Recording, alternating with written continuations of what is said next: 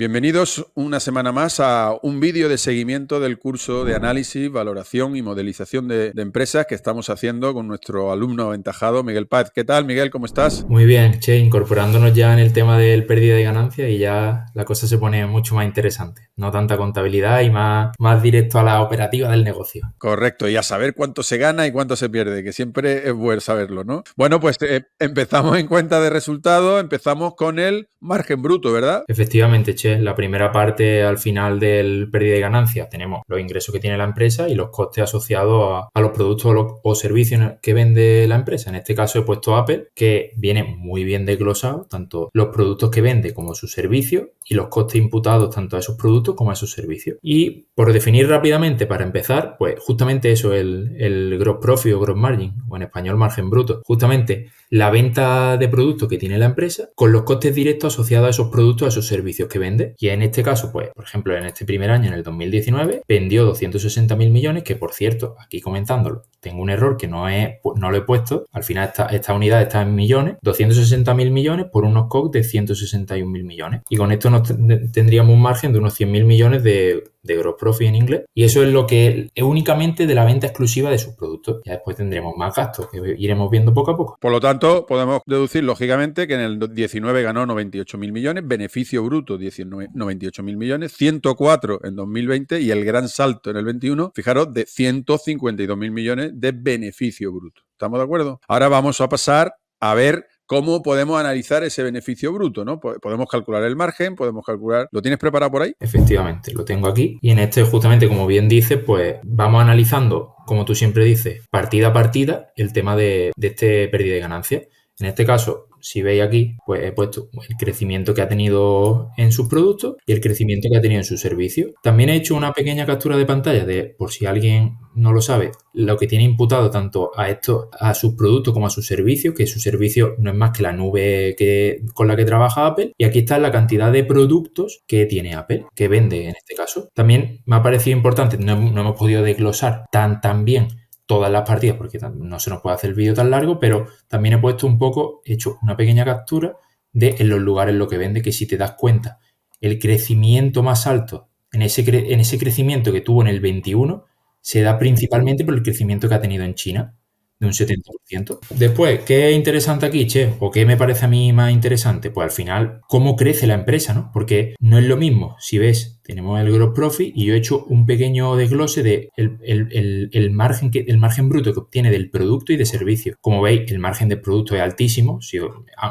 Eso es principalmente porque vende un producto de un alto valor añadido, pero si os dais cuenta, el del servicio es impresionante. O sea, cualquier crecimiento de Apple, no descubro nada, ¿no? Pero si ese crecimiento viene dado por la venta de ese servicio, de esa nube, su gross profit se irá por las nubes. Aquí lo que has hecho entonces, digamos, aparte de haber calculado ya el beneficio, que nos lo traíamos de la tabla anterior, has calculado el margen bruto, que no es ni más que decir, bueno, qué porcentaje resulta ese beneficio del total de las ventas, con lo cual ya podemos hablar de porcentaje, ¿no? Entonces tenemos el 37,8, 38,2, 41,8. ¿Qué quiere decir esto, Miguel? Que no solamente está ganando más, sino que está aumentando el margen. Esa diferencia, ese porcentaje de margen bruto lo está aumentando. No solamente vende más, sino que vende, digamos, ganando más. Y lo que tú dices, el margen de servicios. Efectivamente, al final ese crecimiento, podemos también deducir que ese crecimiento, incluso no solo que ha crecido, sino que, como tú bien dices, el margen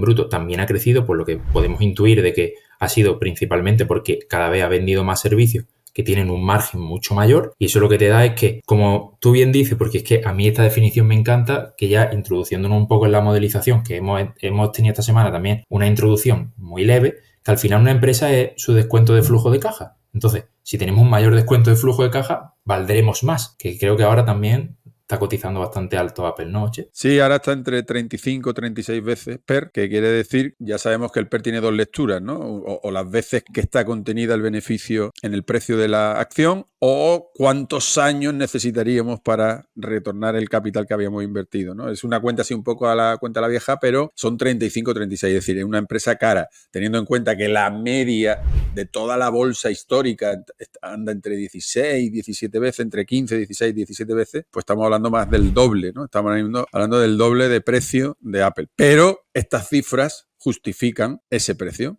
Claro, un margen tan grandísimo y creciendo de esa manera, pues justifica ese precio. Completamente, Che. Y otro de los aprendizajes que nos llevamos esta semana, justamente es, que voy a pasar aquí en diapositiva, es del apalancamiento operativo. Muy importante. Muy, muy importante. Al final volvemos a lo mismo, el tema de la venta de productos y servicios con sus respectivos COGS, y con esto calculamos el margen bruto. En este caso, esta empresa va a ser Amazon. No he puesto Amazon al principio porque es cierto de que no tenemos un desglose tan claro de sus productos y los costs que van a su servicio, que al final es el tema también de la nube de AWS.